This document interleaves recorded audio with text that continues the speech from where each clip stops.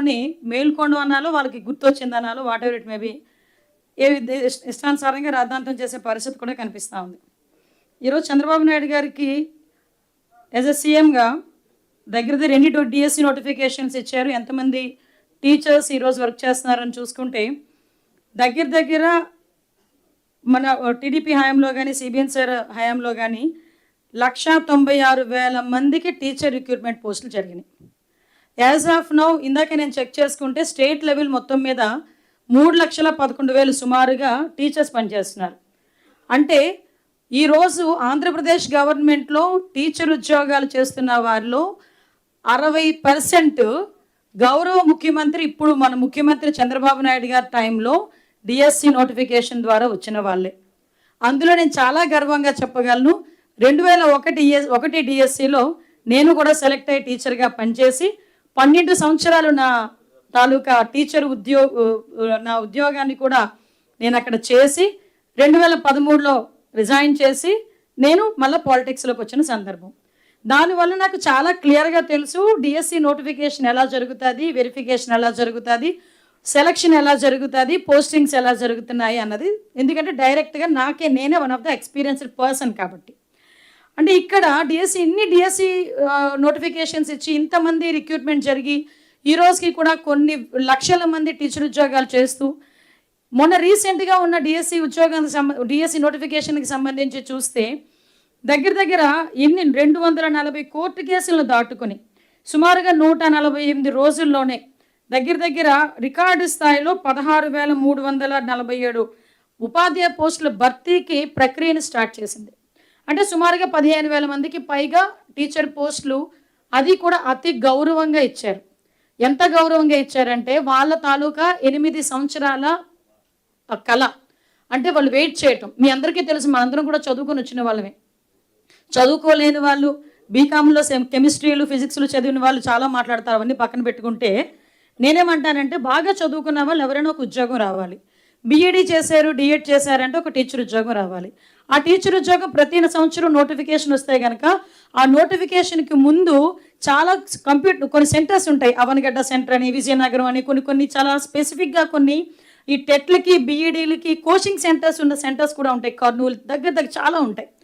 అక్కడ ఫ్యామిలీలను వదులుకొని, తల్లిదండ్రులను వదులుకొని, కన్న పిల్లలను వదులుకొని, కొంతమంది ఇంట్లో కుటుంబ సభ్యులను వదులుకొని నెలల తరబడి సంవత్సరాల తరబడి ఎగ్జామ్ రాసి ఆ ఎగ్జామ్ నోటిఫికేషన్ వస్తే కనుక ఫుల్ ఫ్లెజ్డ్గా నేను ఉద్యోగం తీసుకోవాలని కోటి ఆశలతో ఎదురు చూస్తున్న డిఎస్సి అభ్యర్థులు, వాళ్ళు 8 సంవత్సరాలుగా వేచి చూసిన అభ్యర్థులందరూ కూడా 15,000 పోస్టులు కూడా వాళ్ళని పిలిపించి గౌరవ ముఖ్యమంత్రి గారు పిలిచి వాళ్ళ కుటుంబ సభ్యుల్ని పిలిచి చాలా గౌరవంగా అపాయింట్మెంట్ ఆర్డర్స్ని కూడా వాళ్ళ చేతిలో పెట్టి వాళ్ళకి ఒక దిశానిర్దేశం ఇవ్వటమే కాదు, మాకు లాంటివి అందరం కూడా నియోజకవర్గాలు, ఫర్ ఎగ్జాంపుల్ నేనే పైక్రోపేట నియోజకవర్గంలో డిఎస్సిలో సెలెక్ట్ అయిన ప్రతి టీచర్ని కూడా నేను పిలిపించి వాళ్ళందరికీ ఒక మొక్క కూడా ఇచ్చాను. మీకు ఫస్ట్ పోస్టింగ్ ఇది, మీ లైఫ్లో అచీవ్మెంట్, వెళ్ళి మొక్క వేయండి, ఎప్పటికైనా కనిపిస్తుంది అని. అంటే ఒక ఎమోషనల్ బాండింగ్ డిఎస్సి అభ్యర్థులు కానీ, డిఎస్సి నోటిఫికేషన్ కానీ, ఒక టీచర్ పోస్ట్ కానీ. సో అఫ్కోర్స్ అయిపోయిన తర్వాత ఈరోజు 9 నెలల తర్వాత నోటిఫికేషన్ ఇచ్చేశారు, పోస్టింగ్స్ ఇచ్చేశారు, మెరిట్ లిస్ట్ పెట్టారు, ఫస్ట్ కీ పెట్టారు ఆన్లైన్లో, తర్వాత మెరిట్ లిస్ట్ పెట్టారు, తర్వాత సెలెక్ట్ లిస్ట్ పెట్టారు, గ్రీవెన్సెస్ 3 స్థాయిలో గ్రీవెన్సెస్ పెట్టారు, జోనల్ స్థాయిలో ఒక గ్రీవెన్సెస్ పెట్టారు, తర్వాత స్టేట్ లెవెల్లో ఒకటి పెట్టారు, లాస్ట్లో ఫైనల్లో ఒకటి పెట్టారు.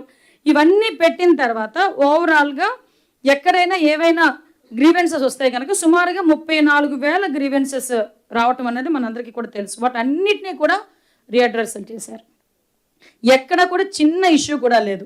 సుమారుగా కోర్టు కేసులే దగ్గర 240 కోర్టు కేసులు, ఒక సుప్రీంకోర్టు కేసు ఉన్నా కూడా ఏ కోర్టు కేసు కూడా అడ్డంకి రాకూడదు అని అన్నిటినీ కూడా చాలా ఫుల్ ఫ్లెజ్డ్గా క్లియర్ చేసుకుంటూ డిఎస్సీలకి, ఎందుకంటే ఈ నోటిఫికేషన్ కూడా గౌరవ ముఖ్యమంత్రి గారు పుట్టినరోజు కానుకగా ఆ రోజు అనౌన్స్ చేసిన పరిస్థితి కూడా మీ అందరికీ తెలుసు. దాని ప్రక్రియ చాలా సజావుగా జరగాలి అని చెప్పి ఎక్కడా కూడా ఎటువంటి ఇబ్బంది లేకుండా చూసుకునేదానికి ప్రశ్నాపత్రం కూడా టీసీఎస్ ఐఓఎన్ అభివృద్ధి చేసిన అత్యాధునిక సాంకేతికతను వినియోగించుకొని కంప్యూటర్ బేస్ చేసుకొని దగ్గర 42,000 క్వశ్చన్లు ప్రిపేర్ చేసుకోవడం జరిగింది. ఒకసారి ఆలోచించండి, లీక్ అన్నది ముందంతా లీక్ అన్నారు. ఆ 9 నెలల తర్వాత వచ్చి మళ్ళీ పర్టికులర్గా ఇది నేను మెన్షన్ చేయాలి. 9 నెలల తర్వాత వచ్చి లీక్ అన్నారు. అరే లీక్ అవ్వటానికి ఎట్టి పరిస్థితుల్లోని స్కోపే లేదు. ఇది కంప్లీట్గా కంప్యూటరైజ్డ్ చేసిన వ్యవహారం. అట్ ద సేమ్ టైం దగ్గర దగ్గర 43,000 క్వశ్చన్లు. ఒక్కసారి ఆలోచించండి, is it possible with in the time period of తక్కువ 160 days 150 daysలో జరిగే ప్రక్రియ కాదు.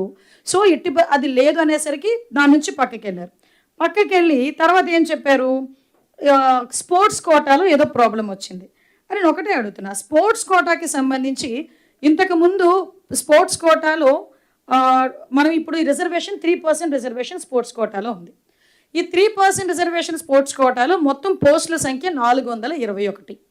అందులో ఈరోజు ఫిల్ చేసినవి 382. ఇందులో ఫిల్ చేసినవి కూడా 382 ఫిల్ చేశారు. ఇవి ఫిల్ చేసినవి కాక బుక్ ఉంటుంది ఏమన్నా 382 ఫిల్ చేశారు. మిగతావి క్వాలిఫికేషన్ లేక అందులో పూర్తి చేయలేక అవి అలాగనే ఉన్నాయి, ఎక్కడ కూడా లేవు. ఒక్కటి మీరు గుర్తించాలి, ఇందులోని కొన్ని కోటాలు ఉంటాయి. అది మహిళా కోట అవ్వచ్చు, పిహెచ్ కోట అవ్వచ్చు, ఎస్సీ కోట అవ్వచ్చు, ఎస్టీ కోట అవ్వచ్చు, బీసీ కోట అవ్వచ్చు. ఇవన్నీ అన్నిటితో పాటు ఇప్పుడు స్పోర్ట్స్ కోట. ఈ స్పోర్ట్స్ కోటాలో అలాట్ అయిన పోస్టులు స్పోర్ట్స్ కోటాకే ఇవ్వాలి, వేరే వాళ్ళకి ఇవ్వడానికి లేదు. అది ఫస్ట్. దాన్ని బేస్ చేసుకుని 421 పోస్టులకి 382 పోస్టులు అన్నవి మనం అందులో ఫిల్ చేయడం జరిగింది. సో ఇందాక నిన్న మొన్న కొంతమంది బయటకు వచ్చి, ఇందాక అన్నానే బీకామ్లోని కెమిస్ట్రీలు ఫిజిక్స్లు చదువుకున్న వాళ్ళు చాలామంది బయటకు వచ్చి చేతి పడుతుంది మాట్లాడుతూ ఉంటారు. వాళ్ళు వచ్చి ఆర్టీ యాక్ట్లో మాట్లాడితే వాళ్ళు ఏమన్నారు, సర్టిఫికేట్ అనేది మీరు డొమైన్లో పెట్టాలి. సో మేము ఈరోజు తప్పు చేయలేదు కాబట్టి మీరు అడిగిన క్వశ్చన్కి మీకు మాత్రమే సమాధానం చెప్పకుండా పబ్లిక్కి అందరికీ సమాధానం చెప్పాలి. కాబట్టి ఈరోజు ఏదైతే సర్టిఫికేట్స్ని బేస్ చేసుకుని వాళ్ళకి ఉద్యోగాలు వచ్చినాయో ఆ సర్టిఫికేట్స్ అన్నీ కూడా పబ్లిక్ డొమైన్లో పెట్టడం జరిగింది. వెరిఫై చేసుకోండి. ఈరోజు పబ్లిక్ డొమైన్లో పెట్టిన తర్వాత మొన్న నేను ఈరోజు ఇప్పుడు పేపర్లో చూస్తే నవ్వు వచ్చింది నాకు. అర్ధరాత్రి వరకు పనిచేయాల్సిన అవసరమే ఉంది అని మాట్లాడుతున్నారు. అరే మీరు అడిగిన దానికి ఇమీడియట్గా రెస్పాండ్ అవ్వాలి అనుకున్నాం కాబట్టి చెప్పాము. అంటే మీరు అడిగిన దానికి మేము ఇవ్వడం తప్ప దాన్ని కూడా వక్రీకరించి మాట్లాడుతున్నారంటే మీకు సమాధానం అవసరం లేదు, సమస్య అవసరం. మీకు సమాధానం చెప్పడానికి మేము సిద్ధంగా ఉన్నాము, సమస్య పరిష్కారానికి మేము సిద్ధంగా ఉన్నాము అని టోటల్ యంత్రాంగంతో పాటు ఈరోజు గవర్నమెంట్ కూడా ముందుకొచ్చి మేము మాట్లాడుతున్నాం. ఈరోజు మీరు మాట్లాడుతున్నారు ఇప్పుడు ఈరోజు ఎడ్యుకేషన్ క్వాలిఫికేషన్ మ్యాండేటరీ, అది మాత్రం క్లియర్. దాంట్లోని ఎవరు సర్టిఫికేట్ ఇస్తారు, దీని సర్టిఫికేట్ ముద్రించడం కానీ గవర్నమెంట్కి ముద్రించే పరిస్థితి లేదండి, శాప్ కూడా కాదు. ఇందులోనే ఫెడరేషన్స్ ఉంటాయి, అసోసియేషన్స్ ఉంటాయి, యూనివర్సిటీ ఫెడరేషన్స్ ఉంటాయి. వీళ్ళు స్టేట్ లెవెల్లోని, నేషనల్ లెవెల్లోని, యూనివర్సిటీస్ లెవెల్లోని కూడా సర్టిఫికేట్స్ ఇష్యూ చేసిన తర్వాత యాజ్ పర్ దట్ సర్టిఫికేట్ వాళ్ళు అప్లై చేసుకున్న తర్వాత ఆ అప్లికేషన్ వెరిఫికేషన్ సమయంలో అకాడమిక్ వెరిఫికేషన్ కూడా 15 మంది టీం వర్క్ చేస్తుంది. వీళ్ళు అడిగిన దానికి అకాడమిక్ వెరిఫికేషన్ జరిగిందా ఒక్కటి నాకు అర్థం కాదు. అకాడమిక్ వెరిఫికేషన్ జరగకపోతే టెట్ ఎలా క్వాలిఫై అవుతారు? జనరల్గా లాజిక్ ఆలోచించండి, బుర్ర ఉండాలి కదా. టెట్ దగ్గర సగానికి సగం సర్టిఫికేట్ వెరిఫికేషన్ అయిపోద్ది. కొంతమంది అందులో టెట్ క్వాలిఫై అయిన వాళ్ళు ఉన్నారు. అందులోని ఇప్పుడు సబ్జెక్ట్ టీచర్స్కి సంబంధించి టెట్ కూడా ఉంటుంది.